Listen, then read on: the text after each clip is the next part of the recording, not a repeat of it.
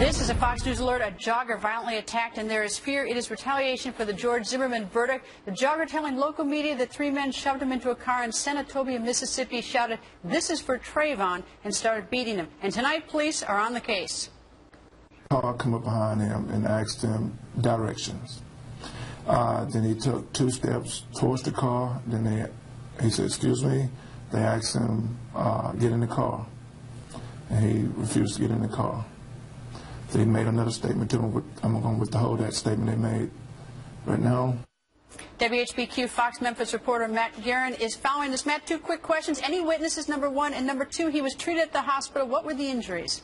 Yeah, Greta, no witnesses to this incident. That's one of the problems police are running into right now. They don't have much information to go on. The man was brought to the hospital last night. The police, though, aren't releasing the injuries to him. You know, this all happened late last night. The man was out jogging on a main road on Highway 51 in Senatobia.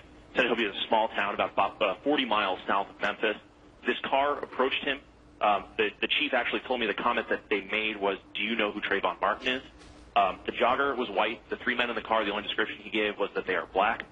They say the man says he was pulled into that car, beaten, and then he was actually abandoned on a country road just outside town. And a sheriff's deputy happened upon him and ultimately brought him to the hospital, though he was released this morning and is talking to police at this point. Greta.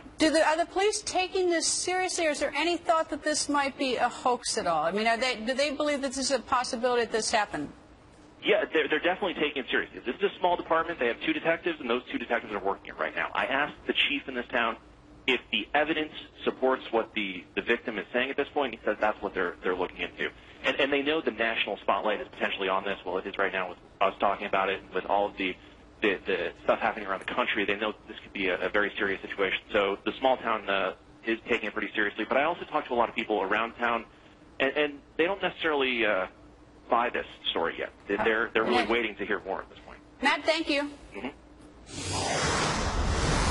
This is a Fox News alert. Protesters on the streets of Los Angeles